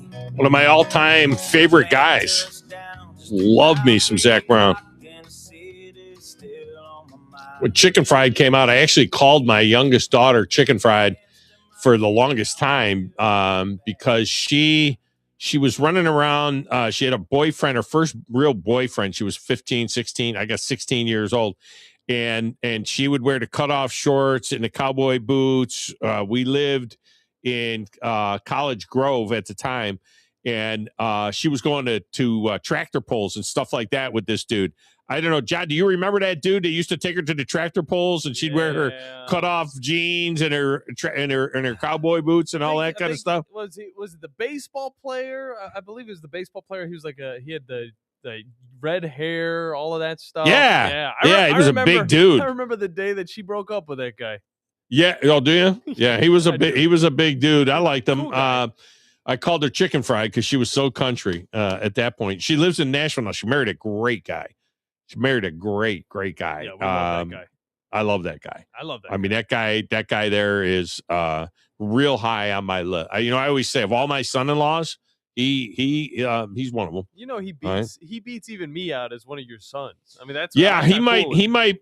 If I added like the son-in-laws and the sons together, how many son-in-laws do I have? 1, 2, 3. Why would I only have 3? 4, 3, 4. No, 4. I got 4 son-in-laws and 1 on the way out, but he's not included. Gotta throw in some asterisks there. So I got 4 son-in-laws right now, and 4 sons. So out of the 8 of yous, if I put the 4 sons with the 4 son-in-laws, out of the 8 of yous, he might be in the top 4. Okay. That one that married Gracie might be in the top 4. Maybe not. She never liked the Chicken Fry name though. She hated it. She hated that. She hates it. I call it Chicken Fried every once in a while too. So, all right, let's go to line. LSU Lynch, his son's going to be the kicker for Westminster Christian. I just got their schedule. He's down there on the beach screwing around for like 3 weeks, and he may not even know this, but he's up first. LSU Lynch, welcome to the show. How are you?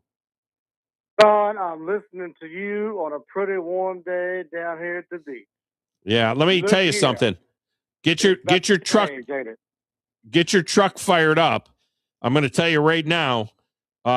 Your boys at Westminster Christian, only 4 home games and 6 road games. How about that? Now next year, that's what I'm trying to tell you. Mm-hmm. Next year they'll have 6 home games and 4 road trips. But I don't know how this ended up this way, but their road trips are at Douglas, which is down south of Gunnersville. Mm-hmm. Not too bad. All right. Briarwood, which is in Birmingham, right? Randolph, which is right there in Huntsville. At Lee Scott, which is in Auburn. You get a hotel for that one. That's 250 miles away. And then at JP2, which will be at the stadium, at Joe Davis Stadium, and then at New Hope. Only 4 home games. So Madison County, Madison County, Madison Academy, John Carroll on a Thursday night, and ACA. That's it. That's the home games. Well, I was going to tell y'all what. You need to come watch the Havoc this weekend. That's why I'm coming back. We're playing Peoria. They're number 1. And I'm going to tell you this. It don't matter. I'm probably not going to get in to beat your happy ass this year. But I tell you what, this SC man is going to come down there and give the Yankees havoc. Because all I got to do is walk down there for free because I got season tickets. Yeah, but you can't get down to the ice suite level, can you? You can get down to the rail and yell at us. You can get down to the rail and yell at them. Yeah. I can get down there. Okay? Really? I can get down there. If it ends up all Big Ten guys, we might have to have like security or something. We might have to have somebody who's listening to the show that's a cop or sheriff, and we might have to have security to keep everybody away from the Big Ten guys because, we don't want to fight the breakout or anything. Well, I will have my LSU gear on, but I'll have a cowbell. I'll just make a video of it right here. Screw you, Yankees! Brandon is up next. Brandon, welcome to the show. How are you?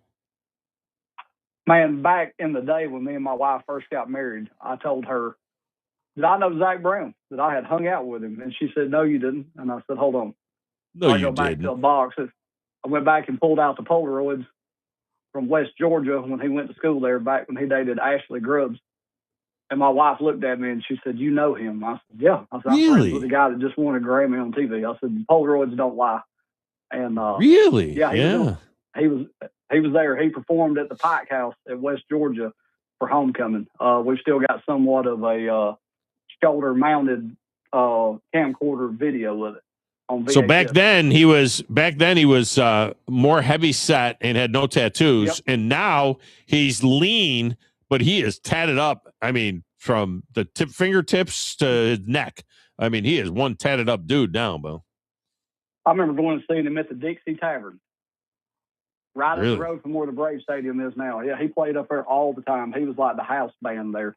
And that was right before he hit it big. And then Chicken Fried came out, and I was like, well, we have seen the last of him. That was the end of that. So I called his phone one night, and I had in my phone, and it said, hey, if you got this number, you knew me back in the day, but this voicemail is full, and it doesn't take calls anymore. It was good to know you. I thought my wife was going to fall out on the floor.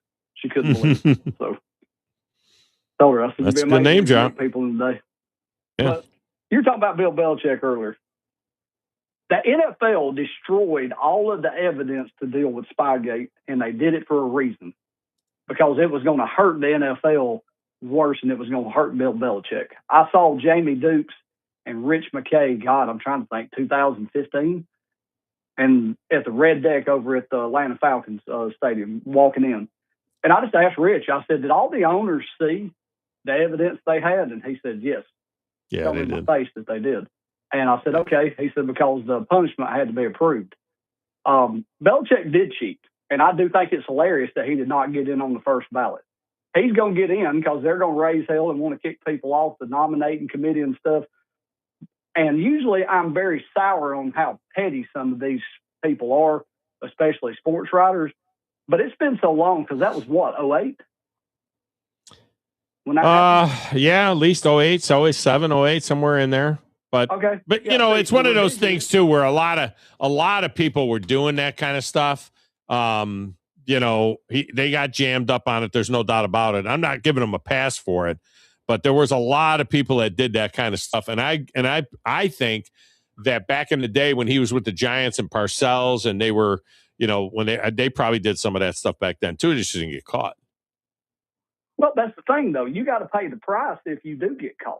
But he did. He paid $500,000. He was suspended for multiple games and paid $500,000 fine. So why shouldn't that be enough? I mean, why do you got to pay with your Hall of Fame induction? He's a Hall of Fame coach. I mean, come on. Hey, we're not putting Barry Bonds in them in because they're cheaters. Remember? Yeah, but they cheated a lot more than. It wasn't illegal what they done, though, but what Bill Belichick done was illegal by the NFL rules. So, I mean, I know. Yeah. That's what I'm saying. You get selected outrage depending, and baseball writers are the worst. You think football or no, baseball is by far the worst. But I'm saying he got caught, and I think it's funny. I like the fact that these people didn't see this coming, and you got people like Rich Eisen and Stephen A. Smith saying, "Oh, let's kick every single person off the Hall of Fame voter." It's really funny how now they're all upset, and they want a huge change because their guy didn't get on. I love it. I think it's hilarious, and he's going to get in. He'll probably get in next time, but he was not kind to the media, and a lot of them just didn't like him anyway. I think that's a part of it. I agree with that. I think that that's a part of it. Thanks for the call. That's a good job by you, Brandon. I think that that's a part of it for sure. I'm looking at the list of guys that have gone ahead and said that they voted for Bill Belichick. And, one of the names that a couple of names a lot of people know around these parts, John McClain, who covers the Houston Texans, but was very much involved in covering the Texans move, the Oilers move to Nashville eventually, and was a staple on Nashville radio for years and years. John McClain would be a guy like that. I could get John McClain on the show actually and talk about it as well. Paul Koharski, another one that covered the Titans, and he covers the Titans now at his website, paulkoharski.com. And Paul's a great guy as well, even though he's from New Jersey. I say that tongue in cheek, but he's a great guy. Sal Paolantonio, Bill Polian finally came out and said that he did vote for him. Jerry Dulac has been on the show here. He covers the Pittsburgh Steelers for the Pittsburgh Post-Gazette. He voted for him. It's an interesting. Jared Bell voted for him, the guy from the USA Today that covers the Commanders. So a bunch of guys, about half of the guys that voted, or more than half the guys that voted yes, have been pretty much outed, on that deal.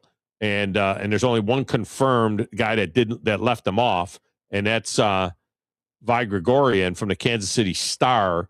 And he said he didn't leave him off against Bill Belichick. He left him off because he voted for the three players. Grumpy is next. Grumpy, welcome to the show. How are you? Hey, pretty good. Hey, on that subject, if they kind of play politics about Inflategate and think that Belichick needs to not be a first rounder, first balloter, could there also be politics where someone like Kraft would talk to his buddies and say, hey, let me get the glory. I don't want to go in with Belichick. Let me be the talk of the town for the next voting period. Yeah, that was the question. I put that question to Jeff Diamond as, do you think that maybe Kraft, put the kibosh, kind of put the word out that say, hey, I don't want to go. I don't want to share the stage with him.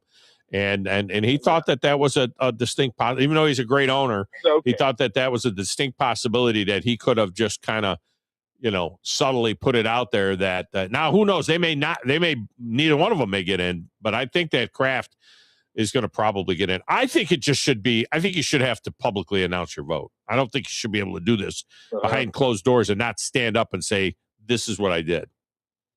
Yeah, I missed some of that Diamond interview. I had to measure some windows, but at the end of the interview, Diamond said, I hope everybody's power comes on. And I think he said something like, yes, people have been without power. And because Dan did a traffic report, I would like to just throw this in there. Up in the Forest Hills area of Nashville, in your listening area right now, they had a water main bust. So some of those people are going to be without power for 3 weeks and no water. And then in other areas, like in Belmead, parts of Belmead and almost all, a lot of Forest Hills, I'll say that. Not only do they not have, so they have water, right? But they don't have electricity. In a lot of those areas, there's insufficient slope for the sewage. And so they're all on, a lot of them are on the grinder pumps, which grinds the sewage before it can flow. So now they don't have those grinders. So now sewage is backing up into the homes.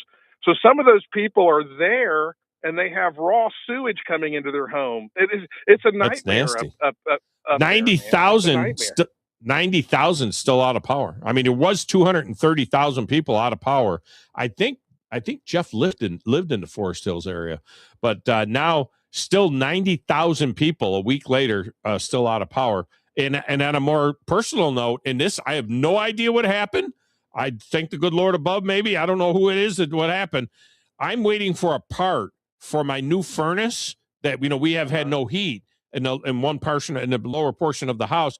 I'm waiting for a part that they said won't be in until Friday. And I got to get my guy in here to install it so that when it's 10 degrees on Saturday, that we'll have heat in the lower portion of the house. And for the last 18 hours, at least now, the furnace is working. It's working perfectly. I mean, it's like, what the heck is going on? I turned off all the space heaters and all of a sudden we got heat again in the house. And I don't know why. And I got to tell the guy. Yeah. And I'd like to say this. If you don't have gas utility going to your house because you're not using any gas. If I suggest everyone pay the money to get the gas to the house. So if you come into a national or into a disaster, you have heat in the home, and I still need power. Buy a burner. Huh? I still need power to run the furnace. No. I'm talking about just gas. Like there's all kinds of burners you can put on the wall. But without the gas, you're in a world of hurt with no heat, But hey, listen, if that judge's order gets reversed for Alabama, does Alabama have to forfeit? Do the Tuscaloosa Spurs have to forfeit anything? No, they'll be whatever happens in those games will be right now, unless the NCAA, nuts up and says, hey, we said he was ineligible and you play with an ineligible player and we're going to enforce our rule. But right now, because it's an injunction or because it's a restraining order, right now he's playing without penalty for Alabama. Played last night, played pretty well. All right, man, later. All right, appreciate it. Not last night, the night before last. All right, we get to break. We'll come back. Final segment. Wrap it up next right here on the Thom Abraham Show.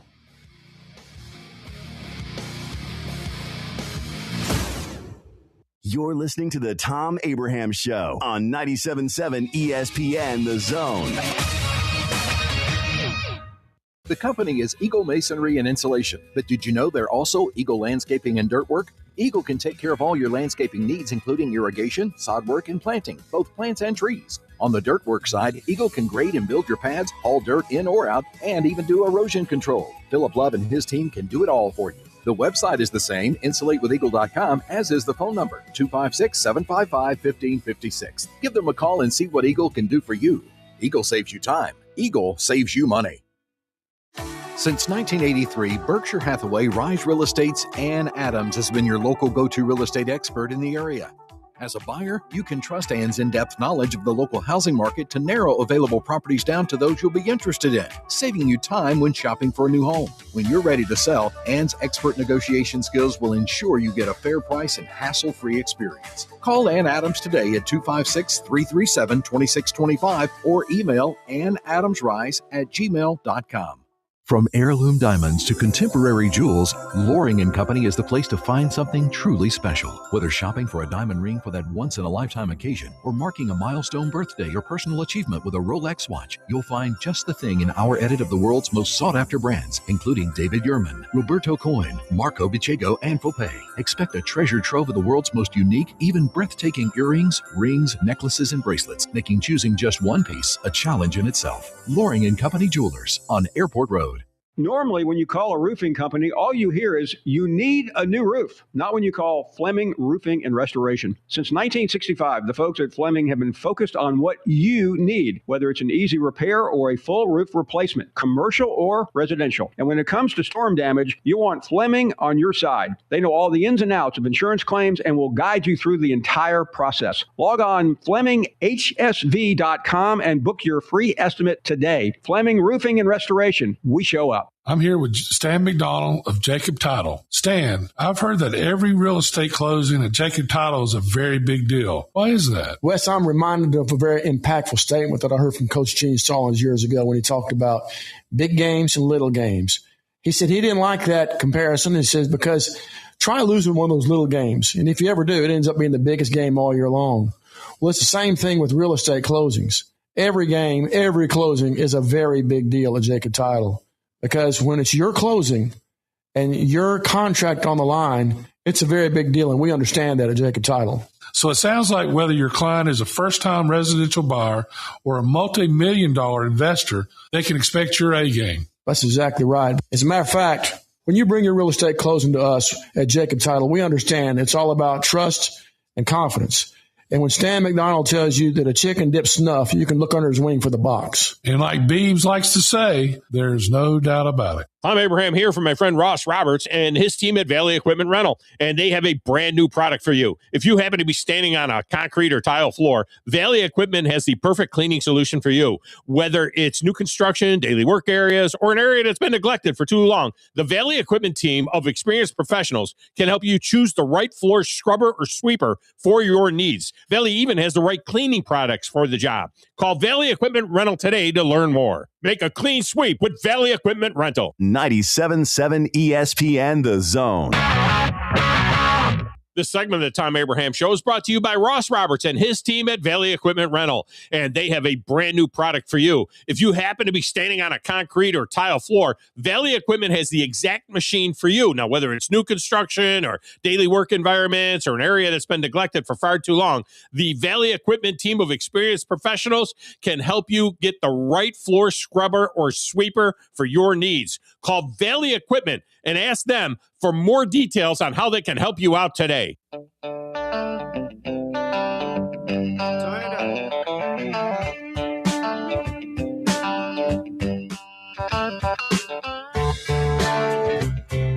You know, Wolverine Dan uses voice to text. He doesn't use his big fat fingers. So I got a text from him, and it says, "Hey, Tom, tell Ellie Schulinch." Ellie Schulinch. That's his new name. We're going to call LSU Lynch now. We're going to call him Ellie Schulinch because that's how it converted it when Wolverine Dan tried to text it. I'm a Yankee, but I've been here 30 years. Does that mean I'm a Southerner now? He's my friend. He can come down. Don't worry about it. I'm over at the original season. The original season could hold her. I think he meant original season ticket holder. The original season could hold her. He does. It's freaking hilarious. All right, that's it. Football Friday is tomorrow. All y'all have a great rest of your day.